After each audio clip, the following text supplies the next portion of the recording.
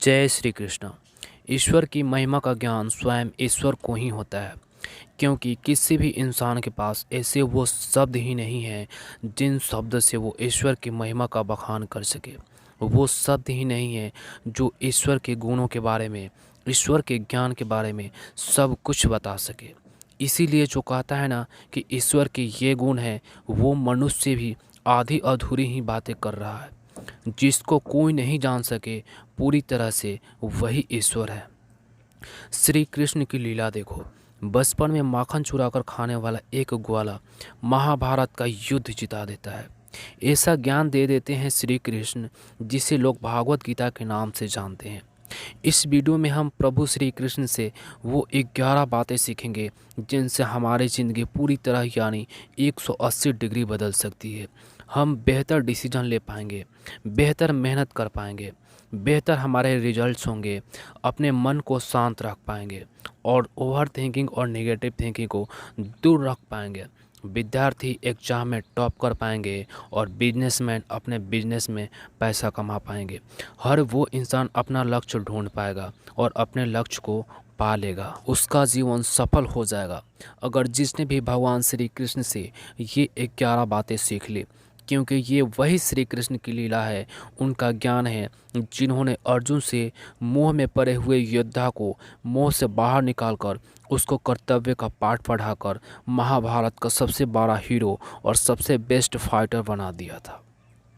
आपकी ज़िंदगी की मुश्किलों से सामना करना अर्जुन की मुश्किलों से तो बहुत छोटा है। 11 बातों में तो क्या, श्री कृष्ण 11 जन्मों में भी एक्सप्लेन नहीं किए जा सकते, लेकिन फिर भी जीवन छोटा सा है और लक्ष्य बड़े हैं हमारे। तो जितना सारपूर्वक हम सीख सकेंगे इन 11 बातों को अच्छे से सीखेंगे। तो चलिए शुरू करते हैं।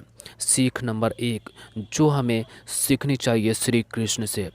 गुणों से मानवता की पहचान होती है, ऊंचे सिंहासन पर बैठने से नहीं होती। विशाल राक्षसी पूतना ने अपने स्तनों पर विष लगाकर श्री कृष्ण को दूध पिलाकर मारने की प्लानिंग बनाई थी, लेकिन श्री कृष्ण ने यह अवगुण देखने के बजाय यह देखा कि वह माँ की तरह स्तनपान करवाने आई है। इसके बाद उन्होंने उसे असुरी जीवन से मुक्त कर दिया था। हर किसी में कमियां और खूबियां होती हैं। कमियां देखने के बजाय खूबियों को देखकर उसे मोटिवेट करना चाहिए। तू ये नहीं कर सकता, ये कहने के बजाय यार तू इतना तो कर सकता है ना, ये कहना चाहिए। किसी को बुरा बनाकर गिराने से अच्छा है कि उसे अच्छाई बताकर उसे अच्छा बनाकर उठाया जाए। और अगर हम ऐसा करेंगे ना तो हमारे समाज से बुराइयां खत्म हो सकती है। चलिए आगे चलते हैं। सीख नंबर 2 जो हमें भगवान श्री कृष्ण से सीखने को मिलती है। संयम से अपना काम करते रहो। Have patience and do your work because work is worship. जिस मनुष्य के पास सब्र की ताकत है ना, उस मनुष्य का ताकत का कोई मुकाबला नहीं कर सकता। भगवान विष्णु ने श्री कृष्ण के रूप में अवतार लिया था। उस समय कंस का आतंक था। श्री कृष्ण ने कंस का वध कर दिया। इसके बाद पांडवों और कौरवों के बीच हुए युद्ध में पांडवों का मार्गदर्शन भी किया। अर्जुन को गीता का उपदेश दिया, कर्म का महत्व समझाया। श्री कृष्ण के जीवन से हमें कर्म करते रहने की सीख लेना चाहिए, चाहे कैसी भी परिस्थिति आए। जब तक आप जीवित हैं ना, हर परिस्थिति का सामना करना और उसके अनुसार काम करना, ये आपको आना चाहिए। आपका कर्म ही आपको सही रास्ते पर ला सकता है। हाथ पर हाथ धरे बैठने से आपको मंजिल नहीं मिलने वाली है। श्री कृष्ण ने गीता में कहा है कि मैं किसी का भाग्य नहीं बनाता, हर कोई अपना भाग्य खुद ही बनाता है। आज जो आप कर्म कर रहे हो ना, उसका फल आपको कल प्राप्त होगा। और आज जो आपके पास है वो आपके पहले किए गए कर्मों का फल ही है। अगर मंजिल तक पहुंचने में वक्त भी लग जाए ना, तो धैर्य कभी नहीं छोड़ना चाहिए। अपनी कैपेसिटी के हिसाब से प्रयास जरूर करनी चाहिए। आपका धैर्य आपकी मेहनत के डिटर्मिनेशन को डिसाइड करता है। तो चलिए आगे चलते हैं। सीख नंबर 3 जो हमें भगवान श्री कृष्ण से सीखनी चाहिए कि हमेशा खुद को शांत रखें। श्री कृष्ण के बुआ के पुत्र शिशुपाल ने उनका 100 बार अपमान किया था, 100 टाइम्स, लेकिन वचन दे रखा था कि बुआ 100 गलतियां माफ़ कर दूंगा। शिशुपाल की। शिशुपाल लिमिट क्रॉस कर गए और फिर भगवान को अपने एक्शन में आना पड़ा। 100 बार सहन किया, कितना शांत रखा अपने आप को बताओ। दुर्योधन के किए गए अपमान को भी वो पी गए। वचन हमेशा निभाना चाहिए, खुद को शांत रखना चाहिए। अपमान का या ऐसी किसी भी बात का जो आपके किसी काम का नहीं, उसका जवाब देकर आपको अपना कीमती समय बर्बाद नहीं करना चाहिए। जब तक आपका काम, आपका टारगेट कंप्लीट नहीं हो जाता, तब तक आपको शांत रहकर लोगों की बातों में न आकर अपना काम करते रहना चाहिए। कई बार लोग क्रोध में आकर के आपका अपमान कर जाते हैं, लेकिन शांत रहो। हर बात का रिप्लाई करना, तुरंत रिएक्ट करना ये ज़रूरी नहीं है। समय आने पर आपके रिजल्ट से उन्हें अपने आप जवाब मिल जाएगा। नकारात्मक विचारों का आना तय है, पर ये आप पर डिपेंड करता है कि आप उनको कितना महत्व देते हैं।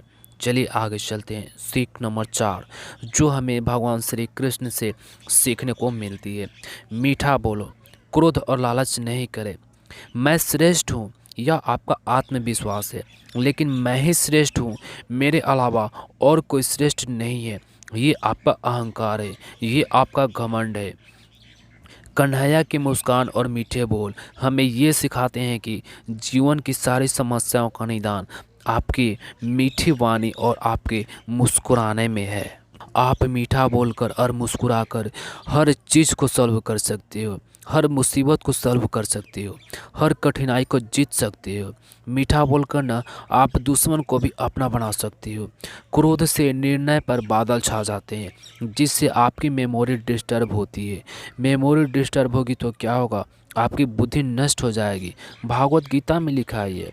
और जब आपकी बुद्धि नष्ट हो जाएगी ना, तो मतलब इंसान ही ख़त्म। फिर इंसान की इंटेलिजेंस ख़त्म हो जाएगी, सोचने की पावर कम हो जाएगी। क्रोध आपका कंसंट्रेशन कम करता है, ये दूसरों से ज़्यादा खुद का नुकसान करता है। गुस्से में लिया गया फैसला गलत हो सकता है। यदि आप जो चाहो और वो आपको मिल जाए ना, तो इस बात का आपको कभी घमंड या लालच नहीं करना चाहिए। चलिए आगे चलते हैं। सीख नंबर 5 जो हमें भगवान श्री कृष्ण से सीखने को मिलती है कि सभी को उचित न्याय मिलना चाहिए। इंसान का आत्मसम्मान रिश्तों से भी बड़ा होता है। रिश्तों का नाम देकर गलतियां पर पर्दा नहीं डालना चाहिए। वो मेरा रिश्तेदार है, मैं उसे गलती की सज़ा नहीं दे सकता, मैं उसके अगेंस्ट नहीं बोल सकता। वो गलत करेगा तो करेगा। नहीं, कंस श्री कृष्ण के मामा थे। उन्होंने उसे अहंकार, अत्याचार, गलतियां और मासूमों से किए गए दुर्व्यवहार का सजा दी। आपको अन्याय के खिलाफ आवाज़ उठानी पड़ेगी। न्याय सभी के साथ एक जैसा होना चाहिए, जिसमें कोई रिश्ता आड़ा नहीं आना चाहिए। Right is right and wrong is wrong. चलिए आगे चलते हैं। सीख नंबर 6 जो हमें श्री कृष्ण से सीखने को मिलती है कि सत्य के साथ और गलत के खिलाफ खड़े रहो। सच्चाई का साथ कभी नहीं छोड़ना चाहिए, जिसका उदाहरण महाभारत का युद्ध है। राजनीति बुरी नहीं है, लेकिन अगर राजनीति करनी हो ना, तो भगवान की तरह करो, श्री कृष्ण की तरह करो। श्री कृष्ण ने राजनीति की, लेकिन वे सदैव सच के साथ खड़े रहे। उन्होंने जैसा को तैसा जवाब दिया और दुष्टों के विनाश के लिए उन्होंने नियमों को आड़े नहीं आने दिया। चाहे आपको कितना ही दिन लड़ना पड़े, कितना भी संघर्ष करना पड़े, लेकिन अगर आप सच के साथ हैं ना, तो आपकी जीत निश्चित है। सत्य परेशान हो सकता है, लेकिन पराजित नहीं हो सकता। सत्य कभी दावा नहीं करता कि मैं सत्य हूँ, लेकिन झूठ हमेशा दावा करता है कि मैं सत्य हूँ। सत्य और झूठ की यही सबसे बड़ी पहचान है। बुरे का अंत हमेशा बुरा होता है, गलत का साथ देने वाला भी गलत ही होता है। द्रौपदी के चीर हरण के समय ना पूरी सभा के साथ घर के बुजुर्ग भी चुप थे, इसीलिए वे सब के सब पाप के भागीदार थे। किसी एक ने भी अपना मुंह नहीं खोला अन्याय के खिलाफ। इसीलिए हमें सीख मिलती है कि कभी भी किसी गलत का साथ नहीं देना चाहिए, फिर वो चाहे कितना भी ताकतवर क्यों न हो, कितना भी अमीर क्यों न हो। चलिए आगे चलते हैं। सीख नंबर 7 जो हमें भगवान श्री कृष्ण से सीखने को मिलती है। कर्तव्य और विनम्रता। अपने कर्तव्य का पालन करने के लिए श्री कृष्ण गोकुल से मथुरा गए थे। विपत्ति के समय अपनों का साथ देना चाहिए। जैसे श्री कृष्ण ने गोवर्धन पर्वत को उठा करके पूरे गांव की रक्षा की थी। अपने कर्तव्य से पीछा नहीं हटना चाहिए। भले ही श्री कृष्ण शानदार द्वारिका के और सारी सृष्टि के देवता थे, फिर भी वे विनम्र थे और हमेशा अपने अपने बड़ों के प्रति सम्मान दिखाते थे। चाहे वे उनके माता पिता हो, शिक्षक हो या फिर प्रजा हो, वो उन्हें सुख देने के लिए हमेशा उत्सुक रहते थे। इसी वजह से जहाँ भी जाते थे ना श्री कृष्ण, लोग उनकी मदद के लिए हमेशा तैयार रहते थे। कृष्ण की तरह आपको भी अपने जीवन में विनम्र होना चाहिए। चलिए आगे चलते हैं। सीख नंबर 8 जो हमें भगवान श्री कृष्ण से सीखने को मिलती है, give your best for social service. इस समाज के भलाई के लिए, समाज के उद्धार के लिए अपना बेहतरीन प्रदर्शन करें। समाज या लोगों की रक्षा के लिए अपने कदम कभी पीछा ना करें, क्योंकि उसमें कोई बुराई नहीं है। जरासंध से होने वाले युद्ध में जब बात ब्राह्मणों की रक्षा की आई ना, तो श्री कृष्ण ने युद्ध स्थल से अपनी सेनाओं और खुद को पीछे कर लिया था, जिसके कारण उनको रणछोड़ नाम भी दिया गया था। अगर आपके एक के गांव छोड़ने से पूरे गांव की भलाई हो रही हो ना, तो आपको उस गांव को छोड़ देना चाहिए। ये सेम बात चाणक्य भी कहते हैं। चाणक्य नीति में जहां बात समाज की भलाई की हो ना, वहां खुद से पहले सबका भला सोचना होगा। Social service is the best way to find yourself. चलिए आगे चलते हैं। सीख नंबर 9 स्प्रेड पॉजिटिविटी। हमेशा सकारात्मक फैलाते रहें। श्री कृष्ण कितने ही बड़े प्रॉब्लम में फंसे हो, वो अपनी बांसुरी के मधुर से ना खुद का और अपनी प्रजा का स्ट्रेस कम करते थे। सभी को यह फील करवाते थे कि भैया सब नॉर्मल है, सब ठीक हो जाएगा। उस मधुर धुन को सुनकर ना एक पॉजिटिविटी का संचार होता था। ऐसे ही आपको अपने आसपास के माहौल को बनाकर रखना है, जिससे आप और आपके आसपास के लोग बिना किसी तनाव के, बिना किसी बोझ के काम कर सके। इससे आपका रिजल्ट भी बढ़ेगा, उनका रिजल्ट भी बढ़ेगा और मेहनत ज़्यादा इफ़ेक्टिव तरीके से हो पाएगी।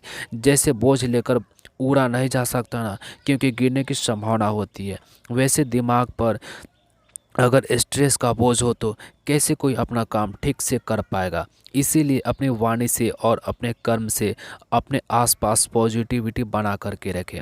चलिए आगे चलते हैं। सीख नंबर 10 जो हमें श्री कृष्ण से सीखने को मिलती है, निस्वार्थ प्रेम।